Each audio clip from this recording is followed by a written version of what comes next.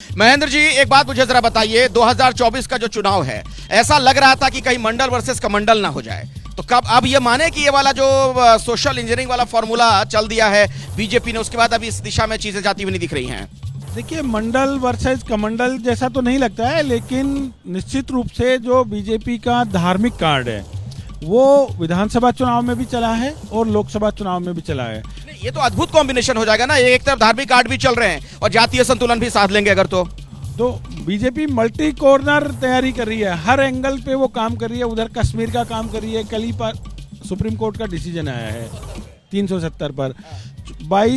24 जनवरी को अयोध्या में राम मंदिर का लोकार्पण होगा, पूरे देश भर में चावल बांटे जा रहे हैं, तो कमंडल वहाँ भी बहुत तेजी से चलने वाला है। और कास्ट कॉम्बिनेशन भी बीजेपी, अभी तीनों राज्यों के मुख्यमंत्री और उप मुख्यमंत्री हमने देखे हैं, तो पूरी तरह से कास्ट कॉम्बिनेशन भी बैठाने का काम बीजेपी ने किया है। इसलिए बीजेपी हर मोर्चे पर कोई कमी रखने देना नहीं चाहती है। मोदी और अमित शाह जी की जो रणनीति है वो निश्चित रूप से ऐसा लगता है कि वो 2024 का लोकसभा चुनाव फतेह करेंगे। अच्छा, ये बताइए, बड़ी महत्वपूर्ण बात कह रहे हैं ये कि एक तरफ तो कमंडल वाली तैयारी भी दिख रही है, ठीक है, अयोध्या में जो तस्वीर नजर आएगी अभी जनवरी में, मंडल वाला संतुलन भी साध लिया है क्या बीजेपी ने? वो मुद्दा भी छीन लिया विपक्ष से। देखिए, आप देखिए, अगर मंडल की जो मूल रिपोर्ट है उसमें ओबीसी का कोई जिक्र नहीं, इसमें ईडब्ल्यूएस का कोई जिक्र नहीं है, उसमें गुजरों का कोई जिक्र नहीं है, अन्य जातियों का कोई जिक्र नहीं है। आप जो मंडल की जो थी उस व्यवस्था के बावजूद जो है जनरल क्लास के जो सीटें थी, जो कुछ था, जो प्रतिशत मिलता था उसमें ही ह्रास हुआ, उसी में आश्रय। तो सबसे जो पीड़ित वर्ग है वो है सामान्य वर्ग। अब सामान्य वर्ग को खाली आप मंदिर और घंटियां सुना के कब तक आप चलाएंगे? जो सामान्य वर्ग है उसको भी उसके जो अपॉर्चुनिटीज हैं, उसके जो अवसर हैं वो तो कम होते जा रहे हैं और अन्य जातियां जो है उसको लेके जा रही है। तो मैं कांग्रेस के इस पक्ष में जरूर हूँ कि साहब इसका थोड़ा रिव्यू जरूरी होता है। उसका भी जैसे बिहार के अंदर कराया गया था, बिहार के अंदर जो जाति जो सेंसस हुआ था उसमें स्टार्टलिंग रिजल्ट्स आए कि मालूम पड़ा कि साहब ओबीसी ये है, अगर मालूम पड़ा कि 2.5% 3% ज़्यादा ओबीसी है ही नहीं सरकारी नौकरियों में। तो ये नए सिरे से सोचना पड़ेगा।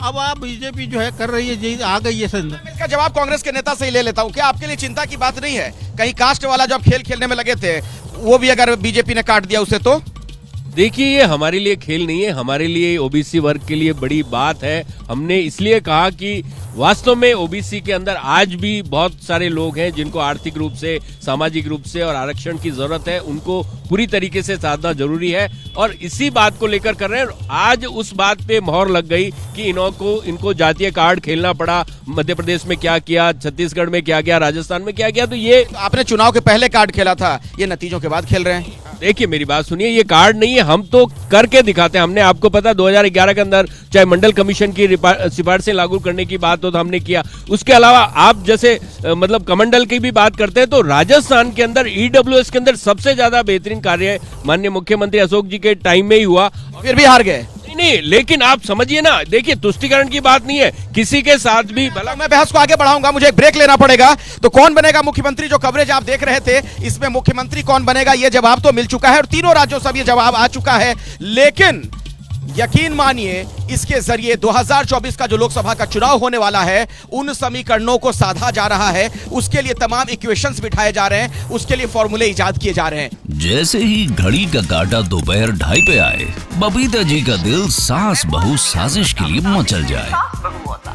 और ये है इनकी बहू, पूरे दिन ऑफिस की टेंशन हो जाए गॉन जब ये करें अपना फेवरेट शो फ्री टाइम पे ऑन। इनकी तरह आप भी देखिए अपना फेवरेट शो अपने टाइम पर और डाउनलोड कीजिए एबीपी लाइव ऐप अपने स्मार्ट टीवी पर।